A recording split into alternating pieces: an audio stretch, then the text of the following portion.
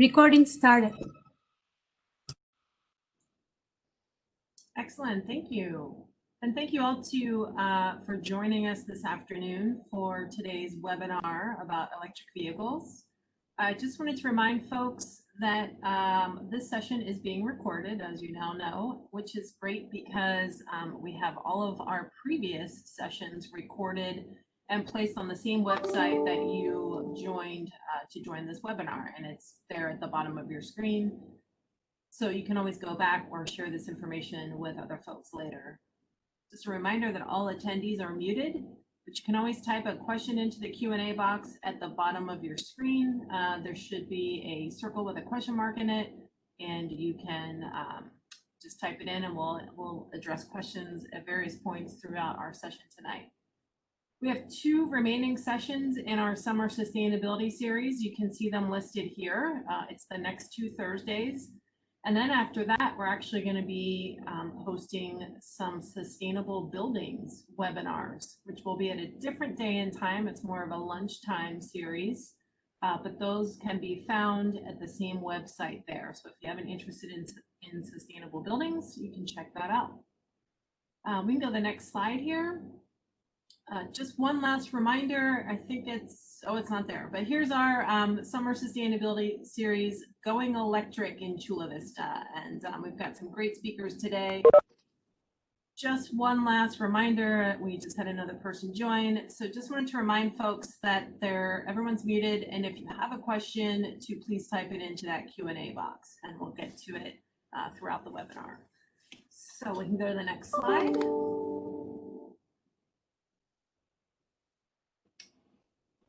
Next slide, please. Perfect.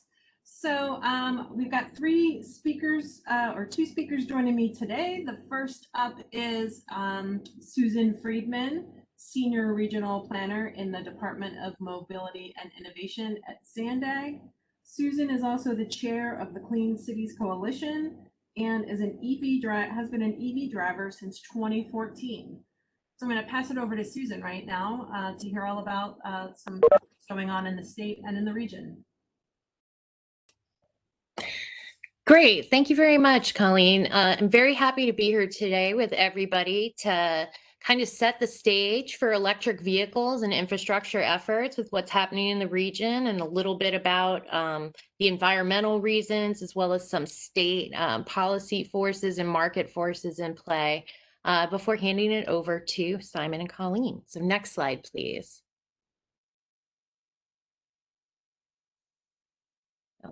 Next slide, please. Great. So first, what are we talking about? What is an EV or an electric vehicle? And I like to think of that as a zero emission vehicle that has no tailpipe emissions and promotes a clean transportation future. So we're talking about the plug-in battery electric vehicles, but we can also be talking about hydrogen fuel cell electric vehicles.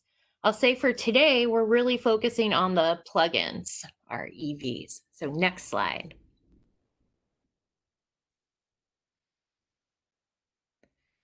In terms of the challenge we're facing and why EVs are becoming more and more important, states that transportation is leading cause of greenhouse gas emissions that cause climate change, as well as air pollution emissions in our county, as well as the state.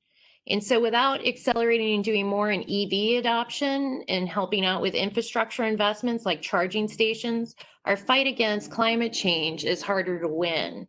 And on the right-hand side here is a pie chart that shows the greenhouse gas emissions that are in our region. And I simplified this a lot just to highlight the transportation. But if you look at the right side of the pie chart, you see about 37% of our emissions come from passenger cars and other light-duty vehicles like pickup trucks. Then we also have some others from heavy-duty trucks, buses, things like that. And it makes up about half of the emissions in the county. Next slide, please.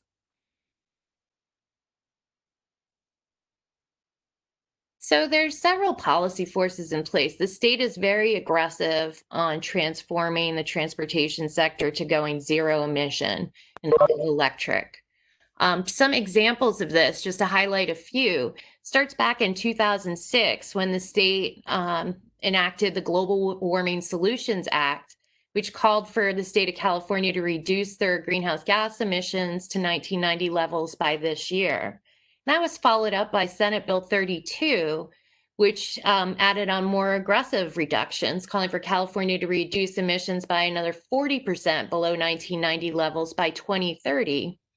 And then to highlight a couple of executive orders that the governors have put in place, Governor Brown in 2018 put out an order calling for 5 million electric vehicles on California roads by 2030, and also calling for 250,000 EV charging stations by 2025, or in just 5 years. And then when Governor Newsom took office, he also committed further to electric vehicles and infrastructure planning in one executive order calling for state governments and government in general to redouble their greenhouse gas reduction efforts, including accelerating this 5 million EV goal by 2030. So let's take a look at where we're at. Oh, I'll bring up next slide, please. Before we take a look at where we're at, I also wanted to throw in some information on the market forces in place, not just government. The industry is also very big on the EV front. As of the start of 2020, we've had about 45,000 electric vehicles are registered in San Diego County. And we are seeing an increase in electric vehicle sales year over year, 61% over the last couple of years of 2017 to 2019 in the state.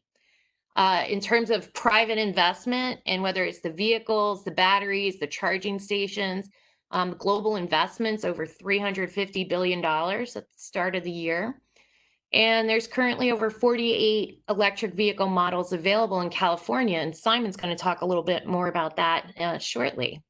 So next slide. What we're seeing here, and if you click twice on this graphic, it shows where we're at with electric vehicles. Again, I said it's about 45,000 today in San Diego County, and what some of those state goals are in terms of our fair share in the region. So there was an earlier goal from Governor Brown that has us on track to really meeting a 2025 goal of about 110,000 vehicles in the region. And we're trending, and across the state, lots of regions are trending to meet this 2025 goal. So then Governor Brown came out with that much more aggressive goal in 2018 that really is looking at us trying to do a tenfold increase in electric vehicles by 2030. So, and Simon will talk about some of the incentives that are in place to help us reach those goals. And SANDAG's actually thinking about doing a vehicle incentive too, which would be available likely in another 2 to 3 years. So we're a little longer term out. Next slide, please. This next graph shows what our public EV chargers are that are available in the region and what the goals are for in 2025 and 2030. So we have about 3,500 public chargers. This is not at anybody's homes available that people can use in public places around the county. And we really need a lot more infrastructure out there to help out for people who want to transition and select an EV as their next vehicle. I'm sure lots of people have EV chargers at their homes, but there is at least half of San Diego County live in multifamily residences or have some issues with getting home charging. And so SANDAG and others in the local air district in the state are putting a lot of money into incentives to help out with providing more public infrastructure. So next slide, please. So one of the ways we're going to do this is we just debuted a couple weeks ago a website, but it's for a new incentive program that's going to provide rebates for public and workplace chargers. And this rebate program is going to open for San Diego County on October 27th of this year. And what it is, it's called the San Diego County Incentive Project, and it's done in partnership with the California Energy Commission, the Air Pollution Control District, SANDAG, where I work, as well as the Center for Sustainable Energy, our local nonprofit. And it's under this statewide program called Cali VIP, just short for California Electric Vehicle Incentive Project. And then they do regional programs. And so Sandag had committed about $1.5 million a year for EV charger incentives, and the Air Pollution Control District had committed about $500,000 a year to EV charger incentives. And we were able to partner up together and then get the state to commit to bringing a lot more money down here to the region through this Cali VIP program. So what we're going to have is about a $22 million budget that will be available starting in October 27th. It'll for a first come, first serve rebate program. And again, for public chargers, for workplace charging, and for communal multifamily charging. And so what that means is it's nobody's dedicated parking space, but if you have visitor parking or just open parking at a multifamily dwelling, you're able to also apply to the program. Rebates are up to $6,000 per the level 2 charger, which is your basic charger that you see at workplaces and by supermarkets right now. And then there's these fast chargers, which enables the cars to charge in under 30 minutes. There are going to be rebates that are up to $80,000 for those chargers. The caveat with those fast chargers is that those are available only for sites that are open to the public every day of the year, 24 hours a day. And that's because we're using government funds to help provide that. So a couple things about the program. This is going to help bring another 1,100 chargers. Well, about, if I add them together, about 1,300 fast charger and level 2 chargers into the region, which helps us get to that 2025 goal that was on the previous slide. And in here, when they share the slides, there's going to be a webinar on October 6th in the morning that the CEC will host, and that's going to walk through how you apply to this rebate program. So next slide, please. Something I do want to call out with the program, with the San Diego County Incentive Project, is that we're going to be offering higher incentives for charger projects that are in low income and disadvantaged communities. And those are in all the purple areas on the map shown here. And in addition to that, we are reserving 25% of the incentive budgets for each technology for projects in low income and disadvantaged communities. And so not every region has been doing this. Some regions are not really addressing, trying to focus on low income and disadvantaged communities, but we've made it a priority in ours. And we're also going to be providing technical assistance, additional technical assistance in these areas to spur on more installations. Next slide, please.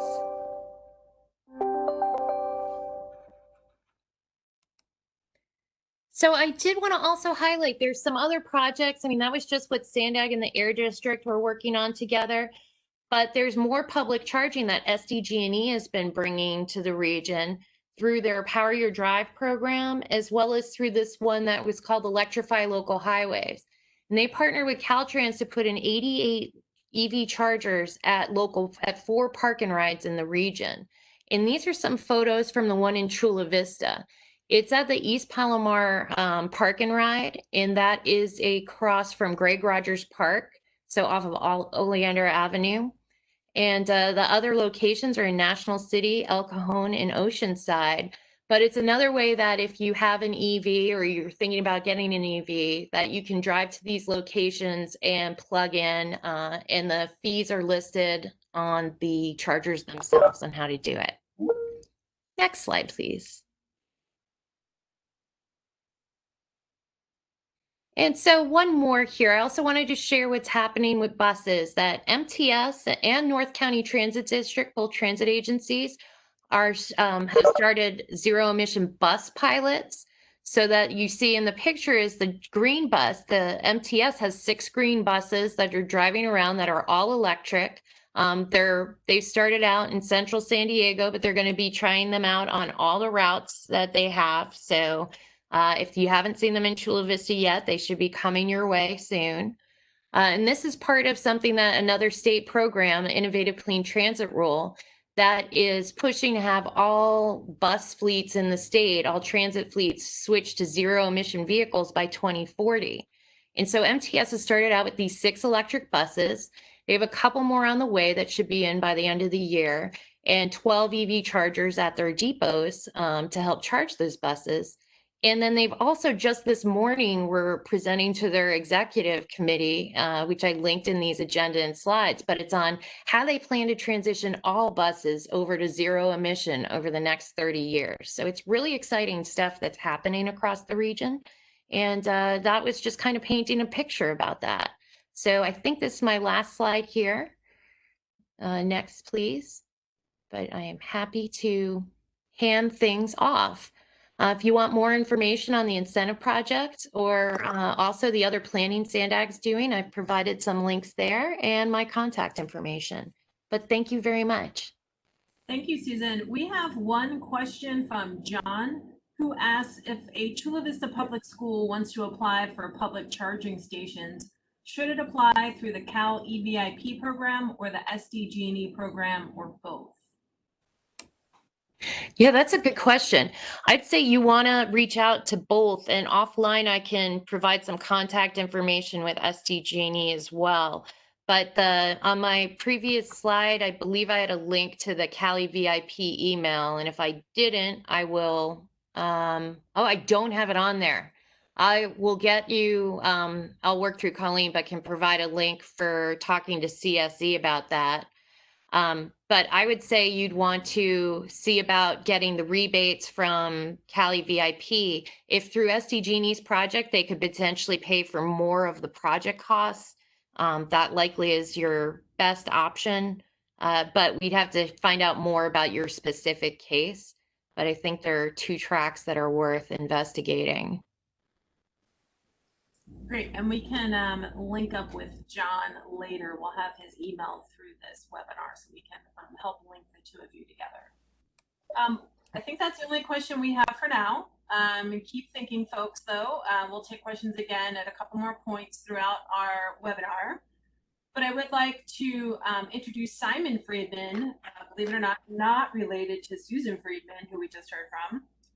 Simon is the former VP and a board member of the Electric Auto Association. He's a current member of the EV Association of San Diego and an EV driver since 2012. So take it away, Simon. Thank you, Colleen and Susan. Great job. I'm excited to be here. And John, to your point, I have the name of the contact person at SDG&E who is handling their program for putting in for EV infrastructure at school. So maybe offline I can provide you that information. But good afternoon, everyone. I'm here to talk to you about how we can help meet that goal of 5 million EVs on the road by 2030. And obviously, I'm going to be talking to each of you and explaining to you why I believe getting an electric vehicle, first of all, helps us meet the goal, obviously, but also is in the best interest of you and the environment. Next slide, please. So to sort of quote Shakespeare, to buy or not to buy an EV, that is the question. And here are my arguments for why I believe you should strongly consider an electric vehicle. If you fuel them at home, they are cheaper to fuel. They're definitely cheaper to maintain. There are all kinds of rebates currently out there designed to encourage you, the consumer, to go out and buy an electric vehicle. I'll be talking about not only new electric vehicles, but also the sudden rash of used electric vehicles that are just starting to come on market and why they are a bargain. I'll be talking about battery health, things to check if you're buying a used electric vehicle. I'll talk a little bit about charging, although Susan's done a wonderful job on charging. And I'll have some links at the end of my presentation to websites you can go to get more information. Next slide, please.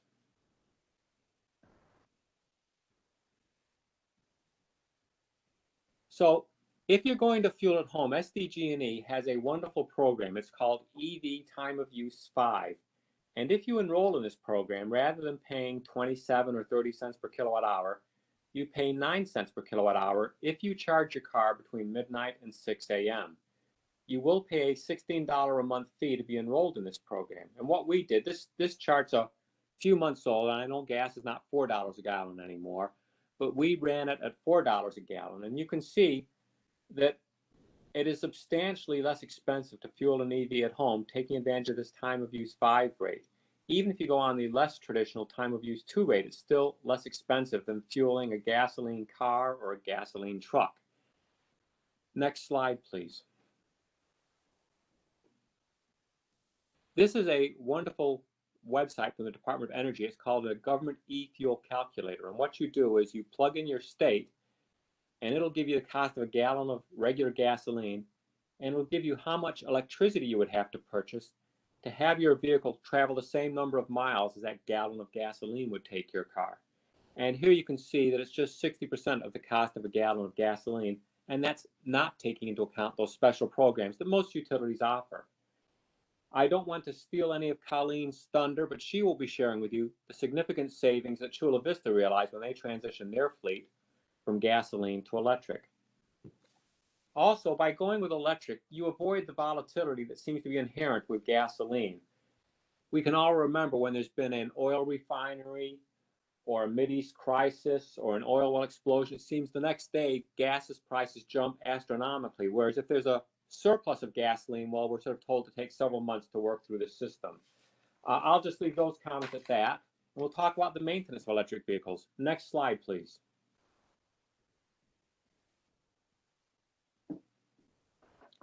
Now, electric vehicles have about 10% of the moving parts of a gasoline vehicle. And I wanted to highlight some of the things you don't have with an EV. You'll never have another oil change. You'll never go to a gas station again. If you fuel at home, you just plug your vehicle in at night, and in the morning you start off with a full tank. You'll never have what I call those dreaded major services. That's those services every 30 or 60,000 miles where it seems like everything needs to be replaced or checked or fine-tuned. And you won't ever have a smog check again. In fact, if you buy an electric vehicle for the first couple of years after you own it, you'll have a sticker that'll allow you to drive in the HOV lanes, even if you're by yourself. Next slide, please. And again, following on the theme of what electric vehicles don't have, this is a chart one of my cohorts put together. And you can sort of tell electric cars don't have fuel injectors, carburetors, oil pumps, pistons, clutch, electronic ignition system, flywheels, spark plugs. Well, you get the idea. Greenlots, a subsidiary of Shell, at one point published that you can expect a 35% decrease in maintenance costs. I've seen articles in AAA putting it more at 20%, but whatever it is, it's substantially less than maintaining a gasoline vehicle.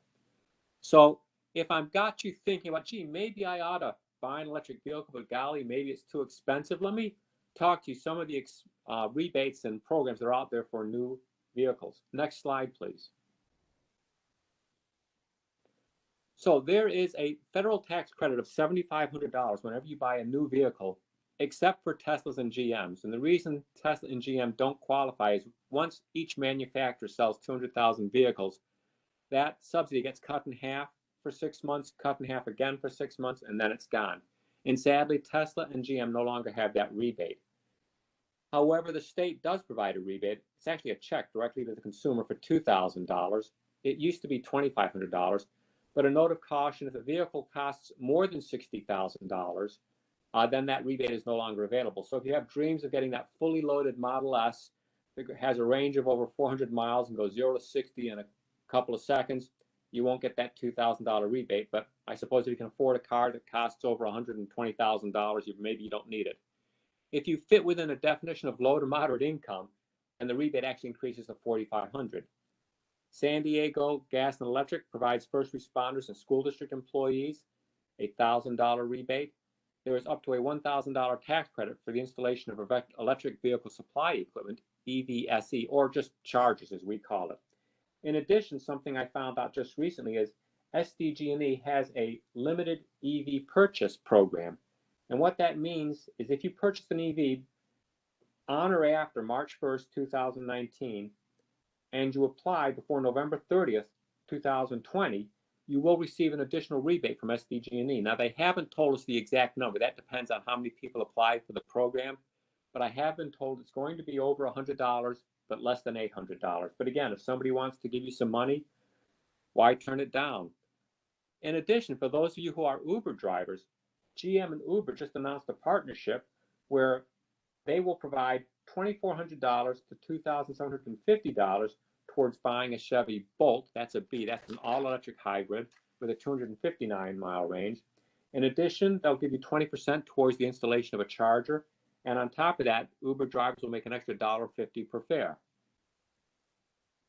A little bit about the federal tax credit, just to be clear, you don't get a check. Rather, let's assume you would have had to pay the federal government $10,000 in federal taxes. If you buy that electric vehicle, instead you'll only pay the federal government $2,500.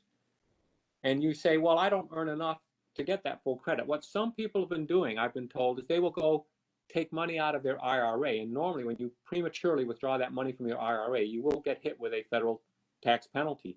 And they have used this credit to offset it. But again, a word of caution, obviously talk to your tax advisor before you take money out of your IRA to buy an electric vehicle to make sure it's going to work out for you. Next slide, please. Here is a program that I think may have gotten delayed by COVID. It's supposed to roll out sometime this year. It's called Clean Cars for All, put out by the California Air Resource Board. It will provide up to $9,500 towards the purchase of a new or a used EV with a trade-in of your clunker. And I like the fact that this program applies to used as well as new EVs. Oh, and by the way, that little program from SDG&E, that limited EV purchase of the 100 to 800, that also applies to used EVs. But going back to Clean Cars for All, this program is designed for people who are low income and lived in a disadvantaged community. And here, as I understand it, disadvantaged community are those whose air quality is impacted. I understand that parts of Chula Vista qualify, parts of Kearney Mesa, and other areas within our county. Another program, which unfortunately I haven't had a chance to put a slide together for, but I will have it in my resource, a link in the resources, is what's called the Clean Vehicle Assistance Program. And this program is actually online now. And this program will provide $5,000 grant towards the purchase of a new car and $2,000 towards the purchase of a charger. This program is designed for low to moderate income people, but I really like the way they define low to moderate income people. If you are a family of one, it's an income below $51,000. A family of two, an income below $69,000. A family of three, an income below $86,000. And a family of four below $104,000. Now, I don't know if you can stack all these other incentives. For example, it would be wonderful if you could qualify for this Clean Vehicle Assistance Program, and then on top of that, get the state rebate. That's something you will need to research on your own. Now, because I am heavily invested into EVs and subscribe to all kinds of websites, Google tracks everything I do, and from time to time, I do get little teasers from manufacturers or dealers of cars. And I wanted to share with you one I just got. Next slide, please. So this is a flyer or a little email I got. I'm not sure who sent it to me, but it's about the Chevrolet Bolt. And here they're offering an $8,500 cash allowance, which is interesting because GM no longer has that $7,500 federal tax credit, and I think they're trying to make it up. Alternatively, they're offering interest-free financing for, quote, well-qualified buyers, end quote, and a $4,750 cash allowance.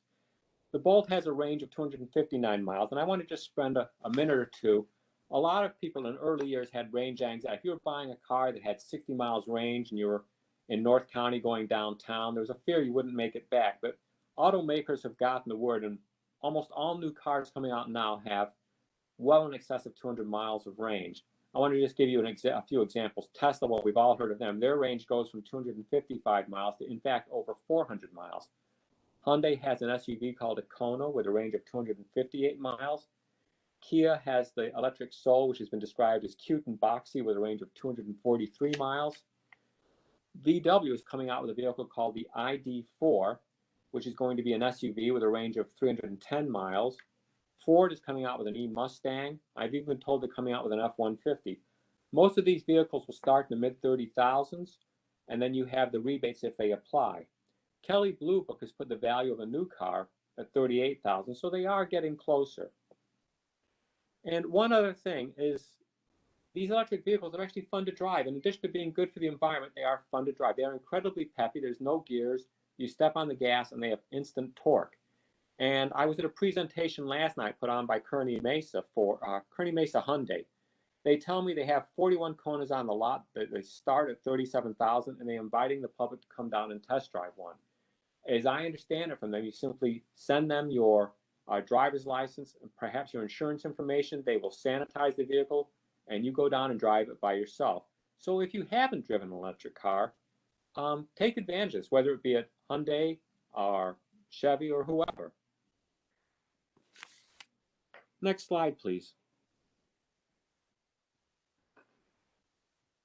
Now, for whatever reasons a new car is not in your picture, then I would strongly urge you to consider buying a used electric vehicle. This is a screenshot. I think I got this from CarMax, but it shows just some of the vehicles out there. And these vehicles, some of them are a tremendous bargain. I'm going to share with you why I think prices for electric vehicles are as cheap as they are for used electric vehicles. Consider this: when the new purchaser drives out of the lot, he got that vehicle with a $7,500 federal tax credit and a check from the state of California for $2,500 or $10,000 in incentives. But as soon as he left that lot, that $10,000 package is no longer available to the next buyer of that electric vehicle. And I think that negatively impacts the price. In addition, there is still, despite all our outreach, a lot of consumer ignorance and misunderstanding about electric vehicles. Questions about charging. I imagine some of you didn't know we have some 3,000 plus public chargers in San Diego, not to mention thousands more put in by the Power Your Drive program by San Diego Gas and Electric. Some dealers even have pre-owned inventory where they go through multiple checks. So strongly consider buying a used electric vehicle. But before you do that, I do want to take just a second to talk about one very important point if you're considering buying a used electric vehicle. Next slide, please.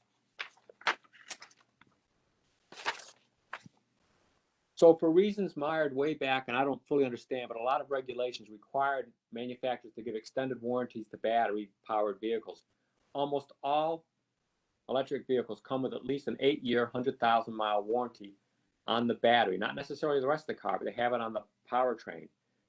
If you're buying a used electric vehicle, check out and find out what kind of warranty it has. I believe Hyundai is actually 10 years, 100,000 miles. Make sure the warranty is transferable. This next one is very important. Test for remaining level. And what I mean by that is, let's assume you're buying a used Chevy Bolt that originally had a range of 259 miles. You'll want to check and make sure that when it's fully charged, it has a range close to 259 miles.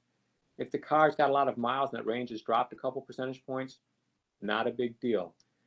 Lithium-ion batteries, the same thing that powers your phone and your laptop, will degrade over time. Everything degrades over time. But a lot of testing has been done. Tested by way of example, data mined some 700 owners and found that over 155,000 miles, the average battery degradation was only 10%. Geotab did a study of over 6,000 vehicles and determined that with proper care and maintenance, the lithium-ion battery will last the life of the vehicle. And really, the only thing you need to do is avoid discharging the battery down to zero or near zero, avoid excessive heat, and limit your use of fast chargers. I've got one other line in here that's called air-cooled versus thermal management. And what that refers to is, again, excessive heat is the enemy of the lithium-ion battery. And I know the Nissan Leaf originally was air-cooled. Whether it's still air-cooled, I don't know, as opposed to Teslas and Chevy Bolts and others that have a thermal management, a liquid-cooled system. So if you're buying a Nissan Leaf in particular or other air-cooled vehicle, make sure you check that limit. Next slide, please.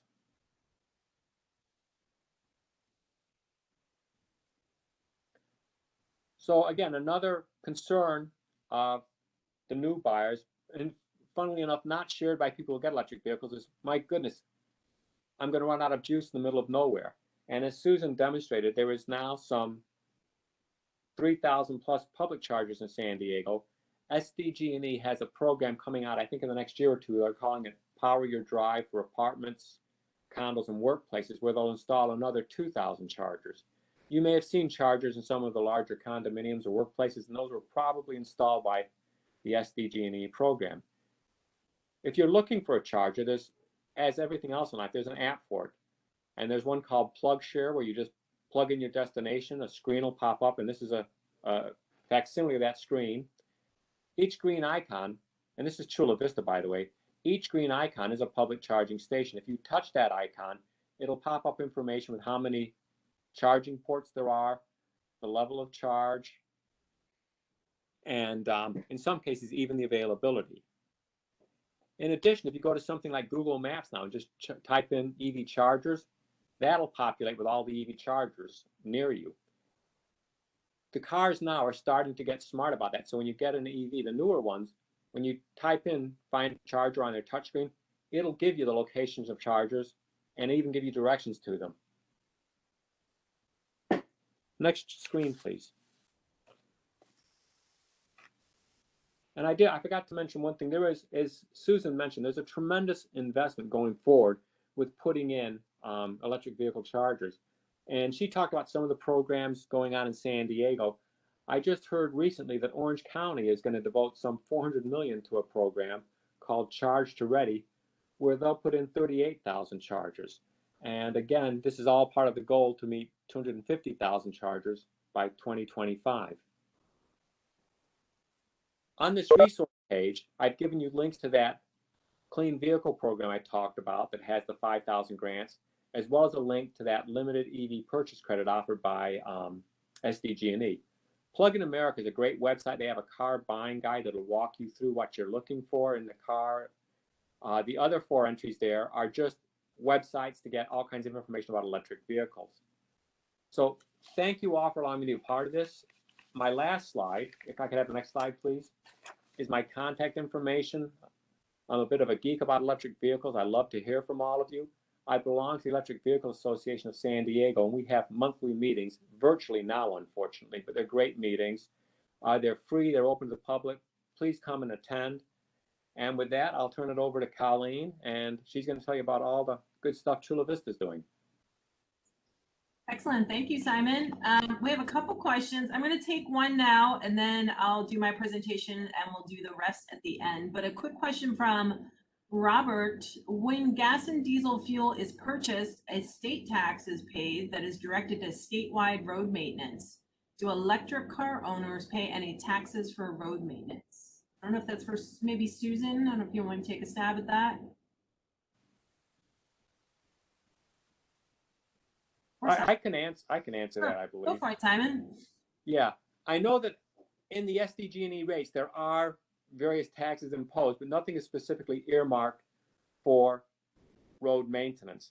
And ideas have been floated to assess a fee to EVs so that they pay their fair share for road maintenance.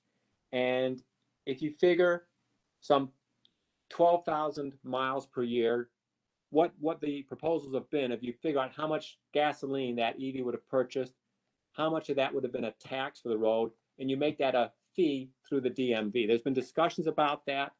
I think they have not gotten very far because they don't want to disincentivize EV owners from purchasing or potential people from purchasing EVs.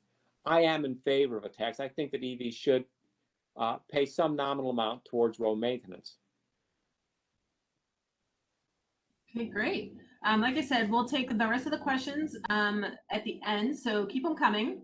In the meantime, I don't think I ever introduced myself, but I'm Colleen Wisniewski, Environmental Sustainability Manager in the Office of Sustainability at the City of Chula Vista.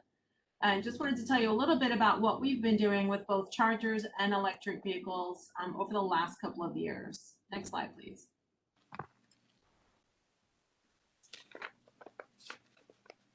So our electric vehicle goals, or clean vehicles, are called out in a number of places, but one of them is our City Operations Sustainability Plan, which covers our operations in 7 focus areas, and including transportation. This document had goals up to 2020, and a new version of this is in progress. Recently, we met the goal of having 40% of our fleet transition to hybrid or our alternative fuel vehicles. And like I said, we're currently drafting new goals. Next slide, please.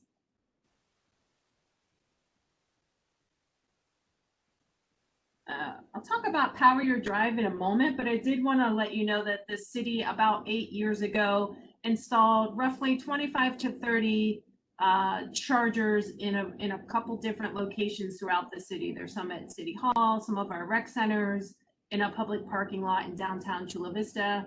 And that was sort of our first foray into this. And then a couple of years ago, if you can go back one slide, please. A couple of years ago, we were approached by SDG&E for their Power Your Drive program. And we were the first public agency to get on the list. This sounded great to us. We had goals. We weren't sure we were going to be able to reach the goals on our own. So partnering with SDG&E sounded like a great idea. A couple of the things that really stood out and why it really made sense to us was that it was going to be no cost to properties in disadvantaged communities. On our next slide, which you'll see in a couple minutes, were able to take advantage of that for some of our sites. And the other big one, which was a big bonus over our previous install, was that these would be installed, owned, operated, maintained, and billed by SDG&E. So it made it really easy. There was very little work for the city to do on a part of these once they were installed. Power Your Drive program had a lot of goals themselves. They wanted to install 3,500 charging stations at over 350 businesses and multifamily residences. And I believe we were the largest installation in the program. So I'll talk about that in a minute. Being one of the first jurisdictions to get involved, it definitely was a bit of a learning experience, but we got it all sorted out. It also lined up nicely with Measure P, which is a temporary 10-year half-cent sales tax that allowed us to finally replace some of our aging city fleet vehicles at the same time that these chargers were going to be coming online. So it really helped us kind of re-examine our goals of having a clean fleet. And the timing just happened to line up nicely. And we also were able to take advantage of some rebates. So, and I'll talk about that in the coming slides. But on the next slide, it'll tell you a little bit about our Power Your Drive installation and how we have 123 charging ports as part of this program. This program essentially covers just fleet charging and employee chargers. And so these are not going to show up on that map that Simon showed a few minutes ago that were public chargers open for anybody. These are specific to the city of Chula Vista staff and fleet, so these will not show up for public use. Our other chargers will show up for those. Anyway, essentially a little bit more than half of the chargers were for fleet and a little less than half are designated for employee commuting. And one of our locations at the Chula Vista Civic Center, where City Hall is, that's considered a disadvantaged community as the parameters of this project. So that installation was completely free. And then we have two other installations, one at the Public Works and one at the Police Department. And those were pretty reasonably priced considering what we got out of that. All the installation, the equipment, the 10 years kind of warranty that SDG&E does.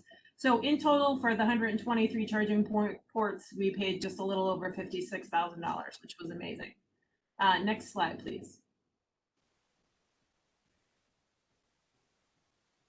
This is the beginning of the install. This is just one of our sites. I have a couple pictures to show here.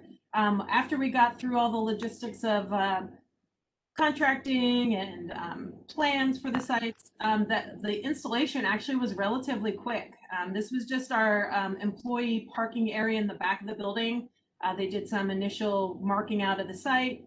They did some cutting of the asphalt there. Then they did some trenching. And finally, after just a couple weeks, the next slide, the chargers went in and were operational. And you can see in the next slide there that there's some staff with their personal vehicles charging up there and our new chargers. So it went pretty quickly and pretty exciting. On the other side of the building, we have all of our fleet chargers there. So they're in separate areas.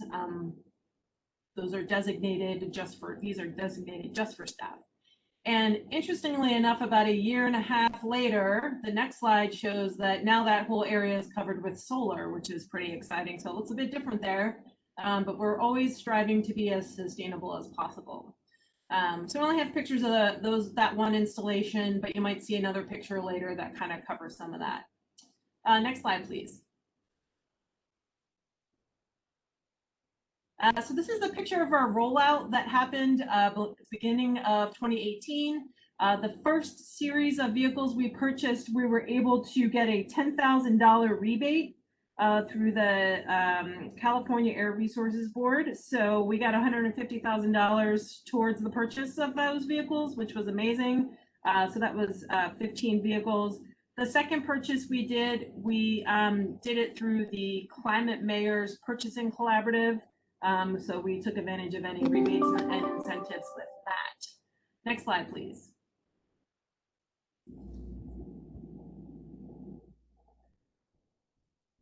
So some of the interesting things to consider when you have an aging fleet of vehicles is really thinking a big picture and not just switching out one old sedan for a brand new electric vehicle sedan, but it's thinking about the bigger picture and how do you want to go about prioritizing or maximizing the new vehicles. It's not every day that a city gets new vehicles, so how do we make this make a smart decision and make it sustainable? So a draft green fleet vehicle replacement policy was put together, and our fleet manager at the time really didn't want to just do one for one. So he wanted to look at all the vehicles, figure out which ones needed replacing, and maybe even scale down the number of vehicles. Let's say we had 100 vehicles in our fleet that needed replacing. Maybe they were only going to be replaced with 80 vehicles or 75.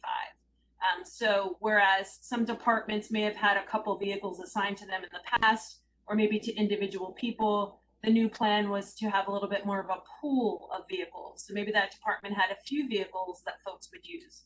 Also, maybe some staff were used to driving light duty pickup trucks, and maybe they kind of had all their gear in there and they were using those, but maybe the same work could be done with an electric vehicle. So that's kind of how we're approaching things. And as new technologies come up with larger vehicles and heavy duty trucks, we'll be evaluating those as well. And these all help support our climate action plan and some of our efforts with that. So next slide, please. So it's really interesting because in a very short period of time, we went from 0 electric vehicles to a lot, which is exciting. So we went in a 2-year, well, I guess a year and a half or so time span, we went from, we got 29 all electric vehicles and then 15 plug-in hybrids. This has been an interesting year to say the least. So I don't think any purchases have happened. There are plans to purchase 2 EVs next year. And our fleet manager, a year into this whole thing, did a kind of off to the side because he was kind of shocked at the numbers and what he was seeing, and is this really too good to be true? But he did look at the maintenance and repair costs per mile. Granted, our old vehicles were old and these battery electric vehicles were brand new, but it was an 80% decrease in the cost per mile for maintenance and repair.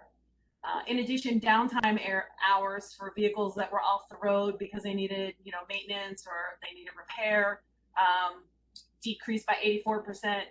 And I think also most importantly is the fuel costs decreased by 75%, which, for a city that's got a lot of vehicles, that's a pretty impressive number. So all of these kind of help with the business sense of things, or the business case, and how this is working out for us. Next slide, please. And just wanted to quickly show a couple of the vehicles that are in action. This is one of those vehicles. This is a Chevy Bolt Cargo that replaced light duty pickup trucks. So, it's a bit of a change for the staff there, but they're able to make it work. And this is our construction inspection team. Next slide, please. Fire department has, I believe, a couple Chevy Bolts, and they use those for inspections of new construction sites as well as existing businesses. Next slide, please. I have to say that our police department is perhaps the largest supporter of this program. They have quite a few electric vehicles. They were, their retired senior volunteer patrol were some of the very first folks at the city to drive fleet vehicles that were electric. They're still driving these Hyundai Ioniq battery electric vehicles, and they put a lot of miles on those as they cruise through town, making sure things are safe, doing traffic control. Also in the police department is the investigative division, and they have several Ford Fusion plug-in hybrids. And then the community policing officers have a couple of Mitsubishi Outlander plug-in hybrids. So they've done an amazing job of embracing EVs in the city, and I guess a lot of their cars needed replacing, so the timing worked out well for them. Next slide, please. Development Services Department for code enforcement. They have a few Hyundai Ioniq battery electrics, and they were really excited to take this picture of them out in the field, out at our reservoir. So they do a lot of driving to site inspections and various other things. And I think there's one more picture of one of our vehicles in action on the next slide. And that's our team out there, the Office of Sustainability. We have a couple Chevy Bolt EVs. You can't miss us with all that messaging on our vehicles. That helps us with a lot of our business visits and residential outreach and all that good stuff. All right, next slide, please.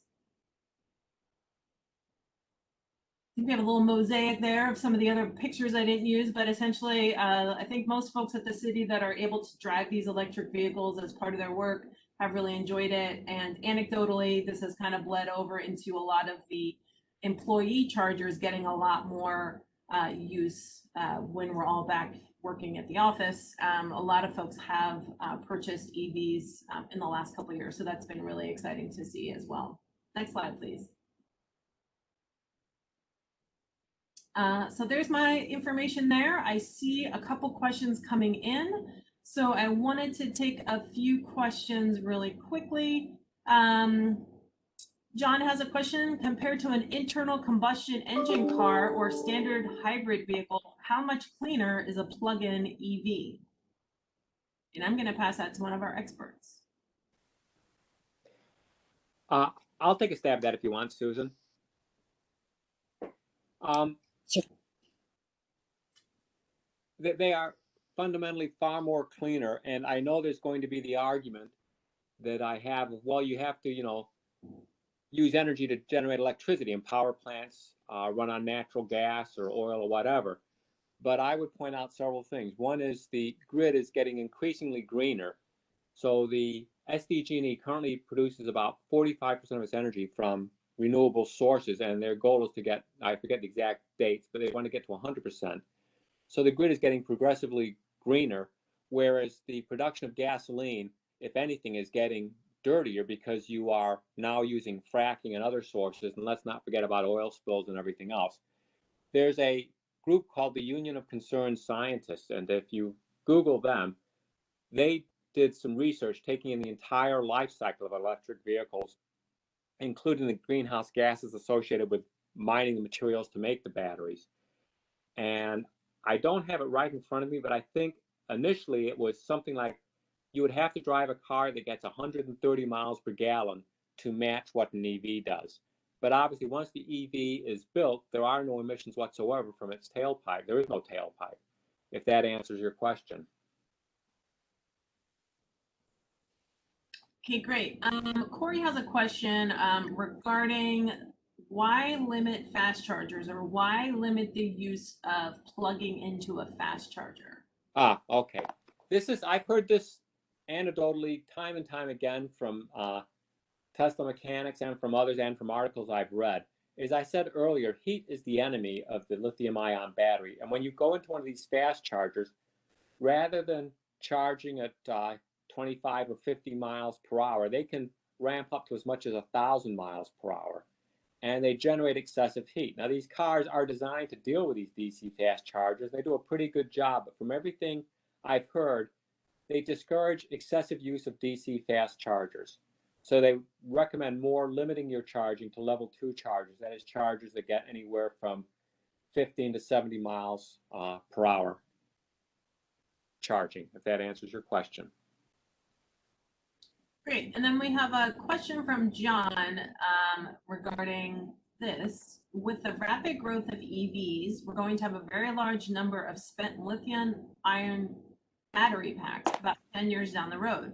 What plans are there to deal with these batteries, and to what extent can they be recycled? And I'm going to have my colleague Yasmin get ready to tune in after someone else is going to start this answer. So Susan or Simon? Well, that's a great question. And first of all, once a EV battery's been in a car and it gets to about 70% of its capacity, it may no longer be suitable for the car, but it has a great second life. in renewable energy storage. EV batteries have been used to power stadiums. GM's got a center powered by EV batteries. And I see a bright future for using these to tie in with solar and forms of renewable energy. But there are companies out there already starting to recycle lithium ion batteries. They have too much valuable resources to simply put them into a landfill. And I know there's one company, I forget what it is, but they are actually requiring the manufacturers to start setting up recycling companies down the road. But it's a great question. But I trust the human spirit of greed and avarice. There's so much money to be made that once that battery, once it's done being part of the grid storage, and that's probably another 10 or 20 years, there'll be people recycling it and making it a circular economy. There's lithium to be extracted, there's cobalt, there's magnesium. And I know there's a couple companies out there already that have been recycling lithium batteries. I don't have the names off the top of my head, but there is one company at least that's been in there for 10 years doing it. Again, I'll just add that UC San Diego is doing research in this area. So local universities, as well as the state, the Air Resources Board is also looking into the recycling because of what Simon is saying and all the co-benefits of the second life of the batteries.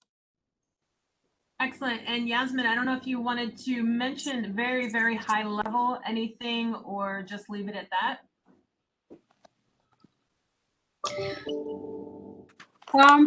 Well, I like to just to touch base on the greenhouse gas emissions side of the things. I know we have the latest version of our greenhouse gas emission inventories for our fleet is 2016, and numbers what we have today wasn't the same at that time, but still, even then, we were able to decrease our fuel consumption about 2,000 gallons. So that's a great point. I think that's very beneficial for environment and our city. Excellent. And we've also been in some initial discussions with some local academic groups about potential pilot projects regarding old batteries from vehicles. I think that was the last of the questions. If you have any final questions, please type them in. Excellent questions today. I had a couple quick announcements. Let's see. I think the next slide may have our remaining webinars that are in this summer series. Is that correct? Yep, perfect. So we have 2 remaining summer sustainability series webinars right here. You can check them out at that website. If you missed it at the beginning, I wanted to also remind you that our sustainable building series starts later this month. Our first one is on September 22nd at noon. It's more of a lunch and learn kind of thing. So you can check that out at the same website. And I think that is about it. I want to thank my speakers, Simon and Susan, and Yasmin for all the help. And thank you all for attending and all your excellent questions. I want to remind everyone that this recording, as well as the slides, will be available at this website below. I got one final question from Eric. Eric asks, my garage gets to be about 100 degrees in the summer. Do you think this would be an issue for owning an EV?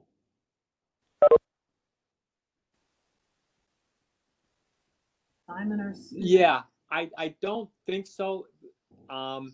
A lot of EVs will come on and actually trigger air conditioning if they feel the vehicle is getting too hot. So as long as you can keep your vehicle plugged in, it should be okay.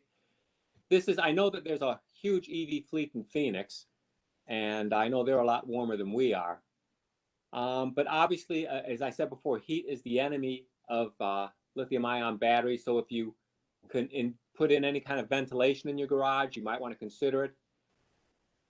But if it's just, I don't think so, but that's something you need to do more research in. Excellent. Well, thank you again, everyone, for your great questions and all the wonderful information. And thanks again to everyone. And we hope to see you again next week and or at our Sustainable Building Series. Thanks, everyone. Good night.